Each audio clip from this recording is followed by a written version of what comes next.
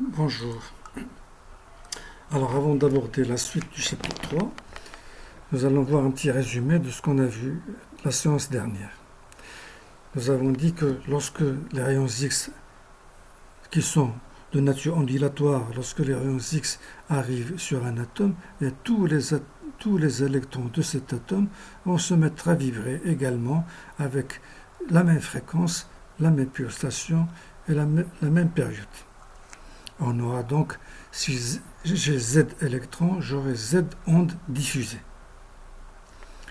On parlera par la suite, donc comme chaque onde a une amplitude, donc chaque électron a une onde, donc diffuse une onde avec une amplitude, donc au niveau de l'atome, l'atome va diffuser une amplitude qui est proportionnelle à l'amplitude de chaque électron. Alors si maintenant on a des atomes sur une rangée, par exemple, donc chacun, comme on vient de dire, chaque atome va diffuser dans toutes les directions, donc autant d'ondes qu'il a d'électrons, mais ces ondes vont interférer avec les ondes qui sont diffusées par les atomes voisins. Et on a donc un phénomène d'interférence. Ce phénomène d'interférence, on a dit que lorsque deux ondes se rencontrent, si elles sont en opposition de phase, c'est-à-dire si l'une est au maximum alors que l'autre est au minimum, eh bien leur résultante, leur somme est nulle.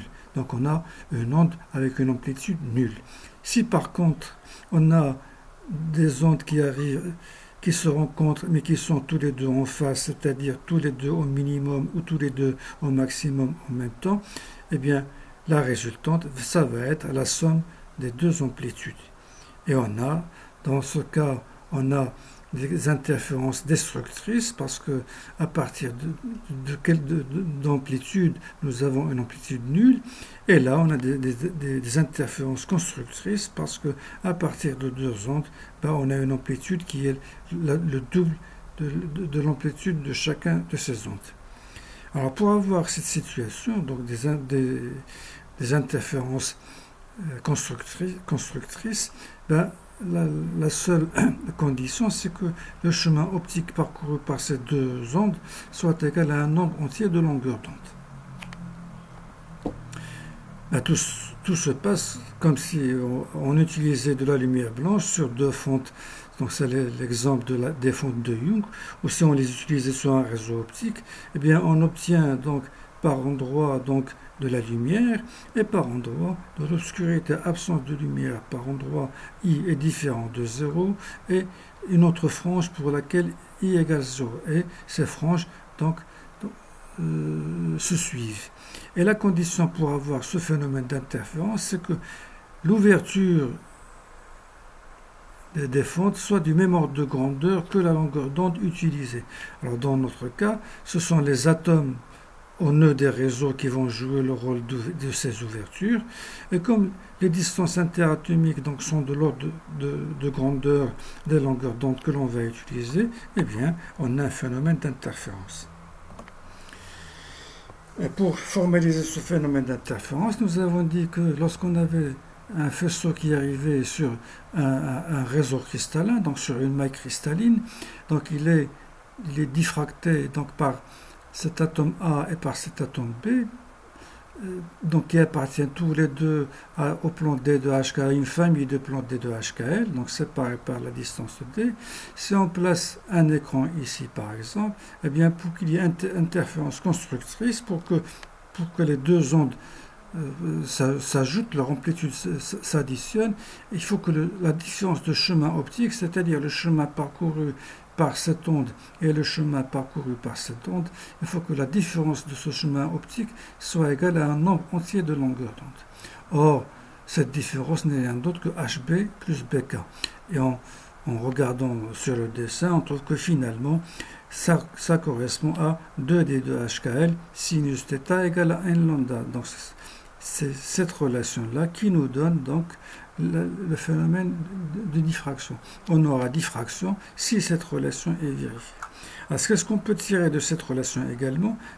Comme lambda est constante, donc c'est la longueur d'onde de l'appareil que l'on utilise, eh bien, pour chaque D de HKL, c'est-à-dire pour chaque famille de plans réticulaires D de HKL, correspondra un angle θ, c'est-à-dire correspondra à un faisceau diffracté.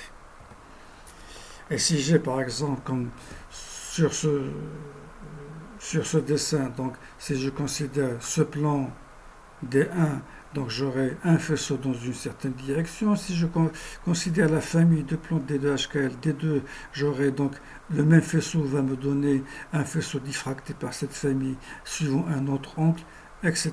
etc. C'est ce qu'on a vu la séance précédente. Et finalement, donc j'aurai autant de raies que de plans D2 HKL.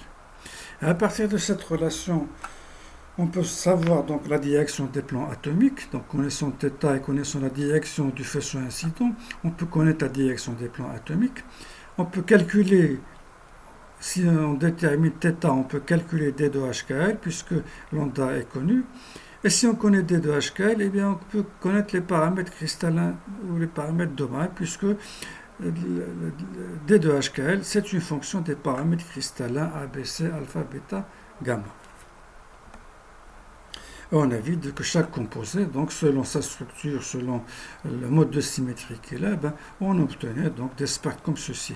Donc une ligne de fond, et dans cette ligne de fond, il y a tout ce qui est, toutes les diffusions, etc., donc tout inélastique, etc., etc. Mais on a ici des raies, et ces raies correspondent à l'interférence des ondes diffractées par le plan 1,1,0 ici, le plan 1,0,1, etc., etc. Donc chaque plan diffracte dans une direction donnée. Pour chaque θ correspond à un D2 HKL donné. Et on voit que il y a une grandeur qui varie entre ces pics, c'est l'intensité. Et l'intensité, comme on va le voir, elle va dépendre de plusieurs facteurs, et en particulier, donc, de la position des atomes, etc., que l'on va voir par la suite. Alors, pour déterminer donc cette intensité, faisons encore quelques rappels sur les équations d'onde d'une onde électromagnétique. Une équation d'onde, l'équation d'une onde électromagnétique s'écrit A cosinus de 2pi oméga t moins R sur lambda, ou plus communément A cosinus de oméga t plus phi. A est l'amplitude, oméga est la pulsation et phi est la phase.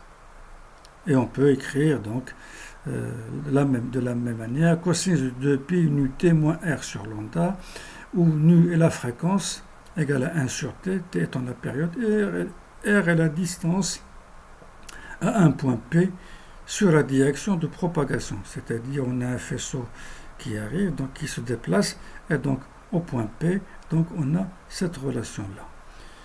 Donc on peut l'écrire de cette manière-là.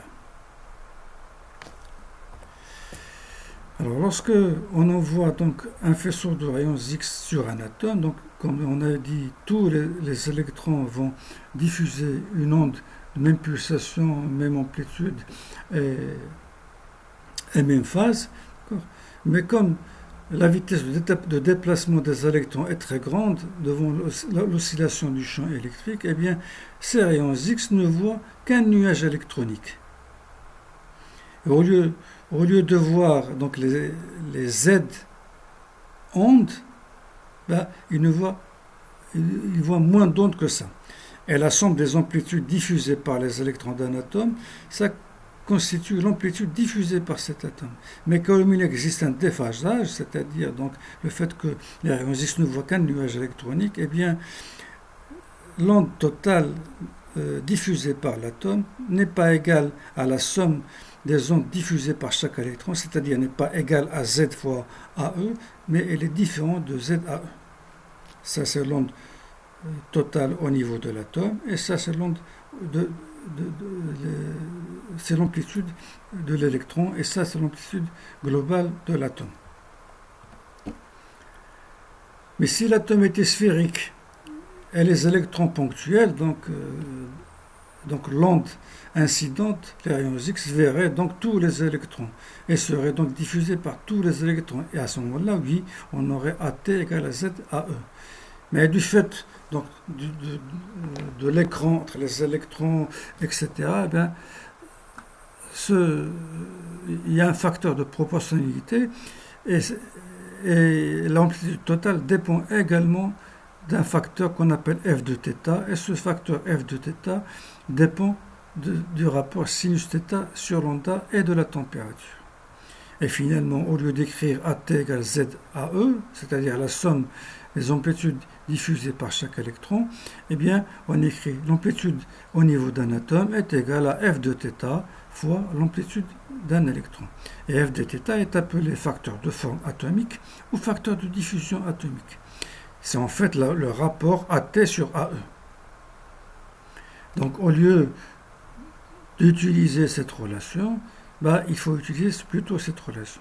Bon, bien entendu, pour nous, pour les TD, donc, on ne rentrera pas dans les détails, on prendra plutôt cette relation-là, mais on le spécifiera.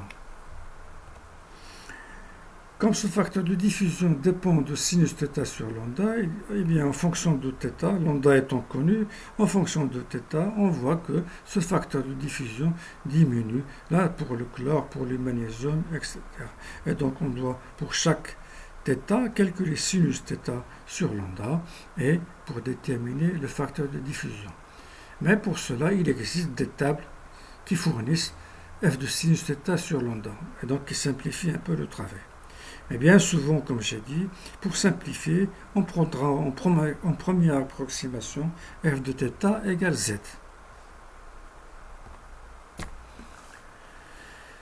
Alors maintenant, on va essayer de trouver un autre paramètre qu'on appelle le facteur de structure. Et pour cela, considérons, donc si j'ai un diffuseur, tel que par exemple un électron, eh bien, cet électron donc, va diffuser une onde avec une amplitude Aj exponentielle I oméga t plus phi. Au niveau d'un atome, c'est-à-dire de Z diffuseur ou N diffuseur, eh bien, on aura l'onde résultante, c'est E égale à la somme de J égale à 1 à N, parce qu'on a N électrons, Aj E I oméga t plus phi. Comme oméga t est le même pour tous, eh bien on va sortir E I oméga t, et donc on aura égal E I oméga t, somme de J égale à 1 à N de Aj exponentielle de I phi, que l'on pourra écrire égal à AT E I oméga t, où AT est l'amplitude globale de l'atome. Et cette amplitude globale de l'atome, elle s'exprime en fonction de l'amplitude de chaque électron et bien entendu de la phase. Alors pourquoi on calcule à chaque fois, on cherche à chaque fois l'amplitude? Eh bien tout simplement parce que l'intensité est égale à l'amplitude totale, à l'amplitude fois l'amplitude conjuguée, c'est-à-dire au module de l'amplitude au carré. Et donc c'est pour ça, comme on veut comprendre d'où vient l'intensité des raies et la différence des intensités des raies, eh bien on est obligé donc de passer par la détermination de A total. Donc pour un atome, l'amplitude totale d'un atome est égale à la somme de J égale à 1 à N, donc N étant le nombre d'électrons, AJ étant l'amplitude de l'onde diffusée par un électron, E I phi, et phi étant la phase donc, de cette onde. Alors si maintenant, au lieu d'avoir un atome, j'ai une rangée d'atomes, avec ces atomes donc séparés par une distance Aj, eh bien on a de la même manière, l'amplitude totale va devenir donc somme de J égale 0 à J égale 1, J, parce que J atome, eh bien Aj exponentielle de I phi. Et en remplaçant la phase, parce qu'on a donc une périodicité, on trouve quelque chose du genre A, somme de J égale 0 à J exponentielle de 2 pi I J A H, H étant un vecteur du réseau réciproque. Donc, dans cette expression apparaît maintenant la distance entre deux nœuds consécutifs, la distance A. Lorsque j'ai maintenant un atome au nœud d'un réseau, donc lorsque j'ai un réseau d'atomes, donc le vecteur étant MA, donc M mailles suivant A, N mailles suivant B et P mailles suivant C, et bien de la même manière on trouvera donc A, l'amplitude totale donc par les atomes au nœud d'un réseau. C'est la somme sur toutes les mailles suivant A, toutes les mailles suivant B, toutes les mailles suivant C de A, l'amplitude de l'atome exponentielle de I. Mais cette fois-ci encore, on fait apparaître ce vecteur R. Et H étant bien entendu un vecteur du réseau réciproque qui est égal à HA étoile plus KB étoile plus LC étoile, avec A petit h égale à grand H, B petit h égale à K, C petit grand H égale à L. Eh bien, tout ça nous donne finalement une amplitude totale, donc au niveau du réseau, est égale à A, donc on ressort l'amplitude de l'atome sur somme sur toutes les mailles suivant A, toutes les mailles suivant B et toutes les mailles suivant C. Mais si maintenant je considère non pas des atomes au nœud d'un réseau, mais un atome quelconque dans une position donnée, une position x, y, z donnée, donc à l'intérieur d'une maille, eh bien, le vecteur R s'écrit maintenant MA, donc un certain nombre de mailles suivant A, un certain nombre de mailles suivant B, MA, donc ici on a 2, ici on a une maille suivant A, 2 mailles suivant B, plus le petit vecteur RK. Et le vecteur RK nous donne tout simplement les coordonnées réduites de cet atome. Et bien là encore, l'amplitude totale s'écrit de la même manière, somme sur J de AJ exponentielle de pi RJH. Et en remplaçant AJ par ce qu'on avait trouvé avant, eh bien on a une expression de ce genre. L'amplitude totale est égale à la somme sur K de AK exponentielle de 2i pi RKH, AK étant l'amplitude d'un atome, et j'ai plusieurs atomes, R étant la position atomique, les coordonnées donnent la position atomique de cet atome, fois, donc somme sur M de toutes les mailles suivant A, somme sur toutes les mailles suivant B et somme de toutes les mailles suivant C. C'est-à-dire, j'ai ces trois termes-là qui ne dépendent que du réseau, ne dépendent que de A, B et C, et ce terme-là ne dépend que des positions relatives des atomes dans la maille. Donc, c'est-à-dire dépend de R. Et finalement, ceci n'est rien d'autre, ce deuxième terme n'est rien d'autre que le nombre de mailles. On avait dit ici, on a 1, 2, plus RK. Donc, ce terme-là n'est rien d'autre que le nombre de mailles. On va le sortir de la sommation et l'amplitude totale devient N mailles, le nombre total de mailles, somme sur K, somme sur tous les atomes, que multiplie de AK, l'amplitude de l'atome exponentielle 2i pi RK, RK étant les coordonnées réduites ou la position de l'atome K dans la maille.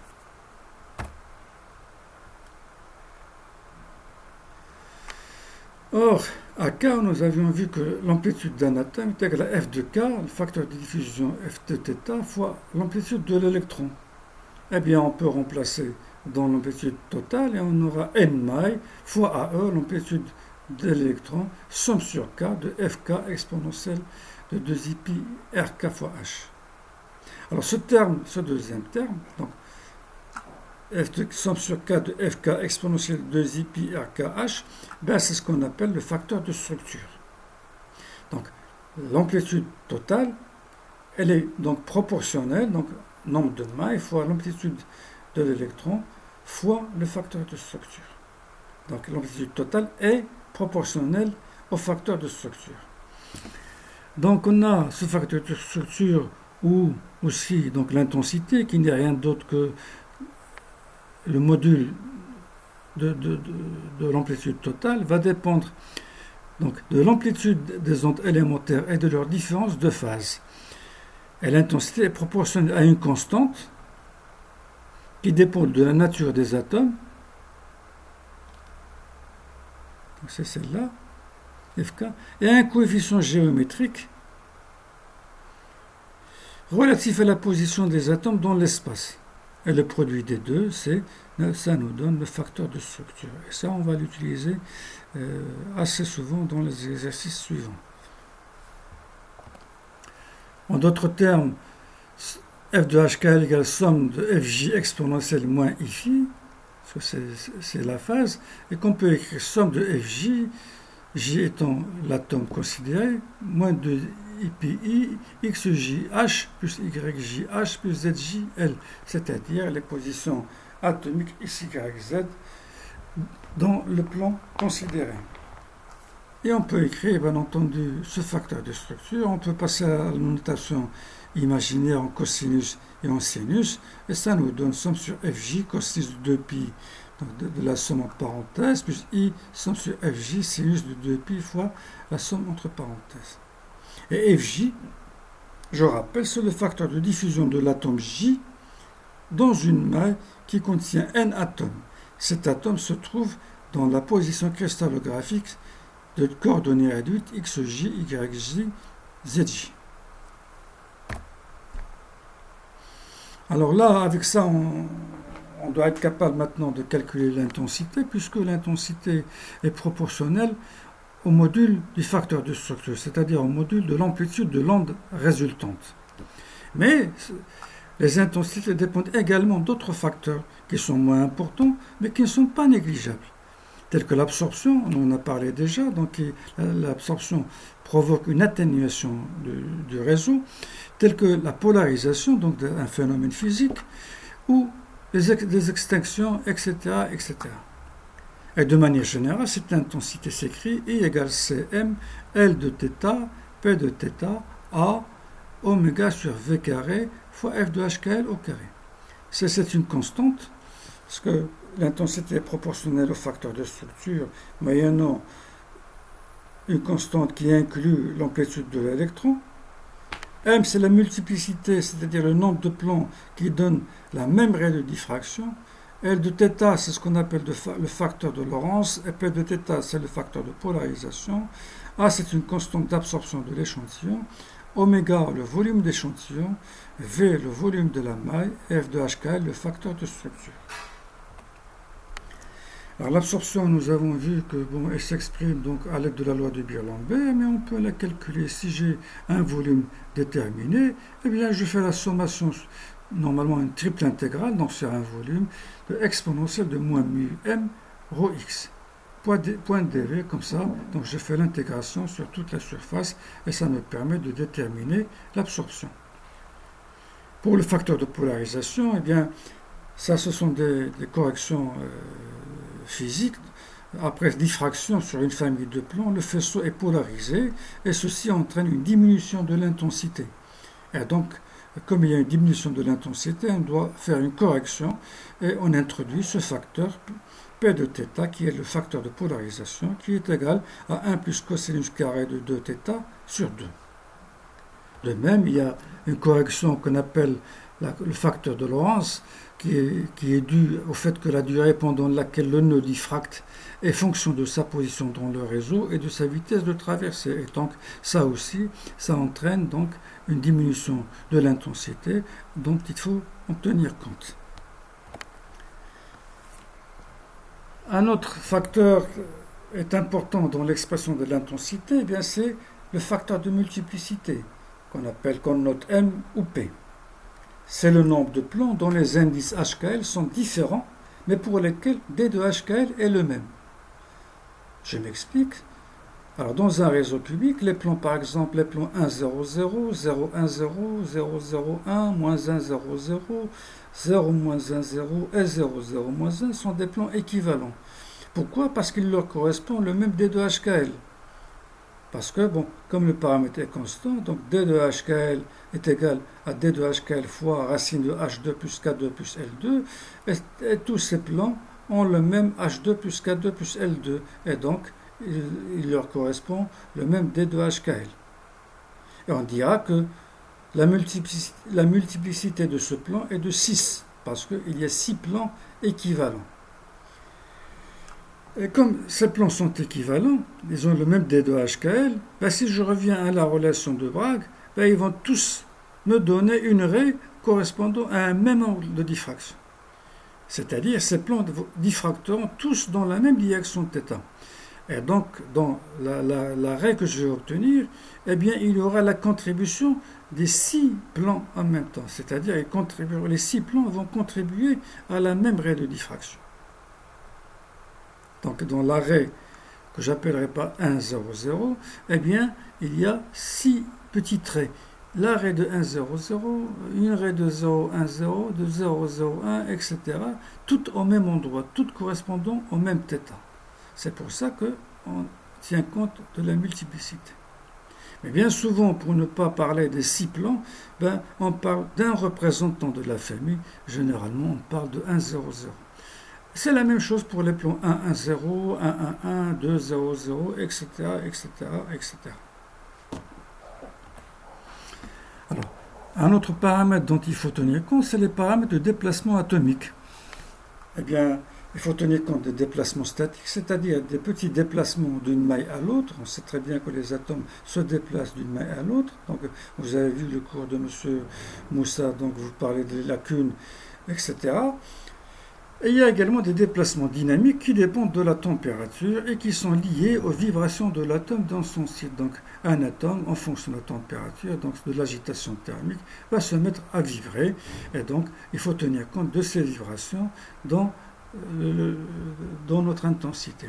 Eh bien, ce phénomène impose d'introduire dans le facteur de structure un facteur de diffusion qu'on appelle facteur de diffusion corrigé, GK.